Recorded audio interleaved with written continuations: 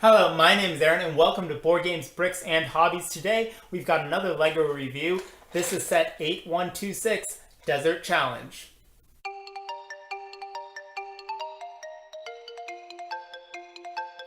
Alright, so since this is an older set, we will take a look at the box since I have it. I will no longer be putting the builds into the reviews. I will be separating those out into a different video called a Let's Build, and that's just because it seems that some people like watching the build, some people don't. So that way, by splitting them up, people who are here for just the review can kind of focus on that, and it'll hopefully make them a little bit shorter. This was from the LEGO Racers series, specifically the Tiny Turbos sub-theme, as it was known. It's clearly meant to be a competitor to Hot Wheels. Granted, the scale is different, so Hot Wheels are 1/64. These are built in 1/55. We'll do a quick comparison later on in the review.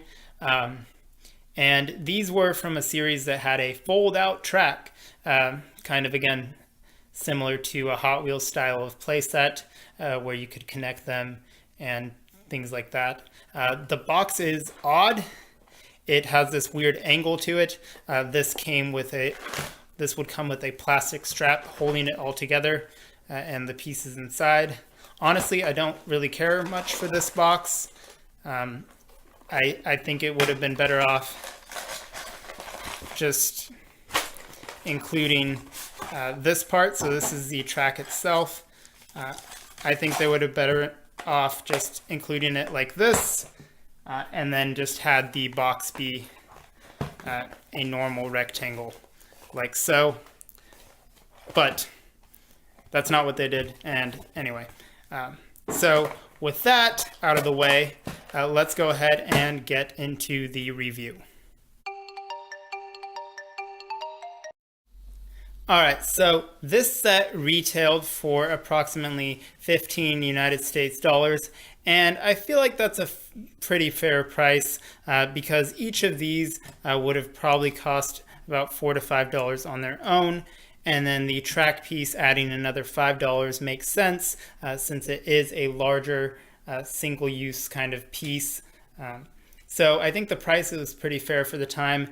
These also haven't really gone up in value. I don't think they're particularly sought after by collectors or anyone, so you can pick these up secondhand for almost the same price that they were back in the day, at least as of this recording.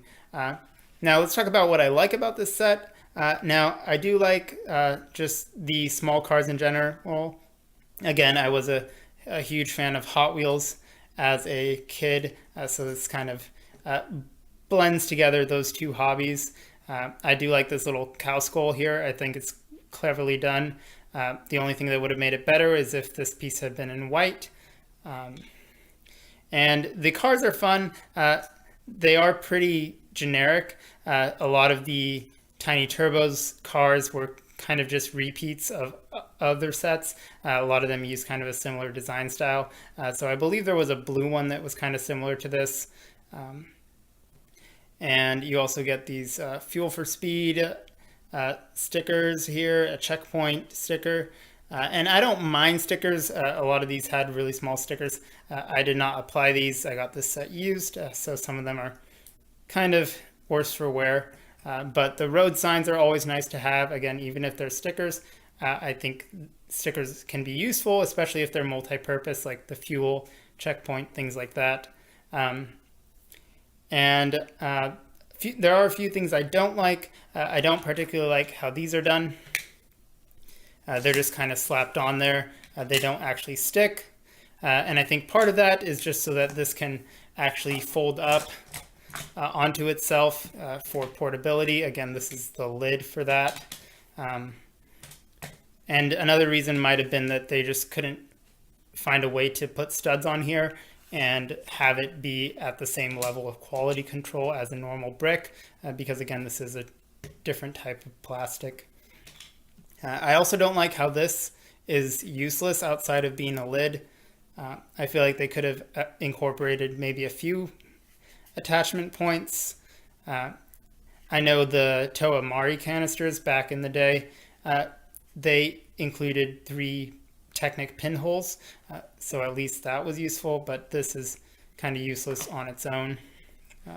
Another thing with the Tiny Turbos line is that a lot of the time the scale could be way off. In this case, I don't think it's that bad. This does look a little bit tall, but other than that, I think the scale on this set is well done. And so these could obviously like kind of connect to the other sets in the series. This instructions worst for wear here. So it shows you kind of right there how you can connect them like that. And last thing here before we wrap up is I said I'd compare it to an actual Hot Wheels car. So here is a Hot Wheels car. Again, this is a 1/64th scale. And this is 1/55th scale. So this is obviously smaller. As you can see, they're pretty similar, certainly compatible. If you were a child, you could definitely play with both of these together without any issues. And you probably honestly wouldn't care that they're different scales. But there's that. And again, these are also off-road vehicles, so they're going to be slightly larger than the street Tiny Turbos. So there is that. So overall, I like the set. I think these are kind of fun little collectibles, I guess.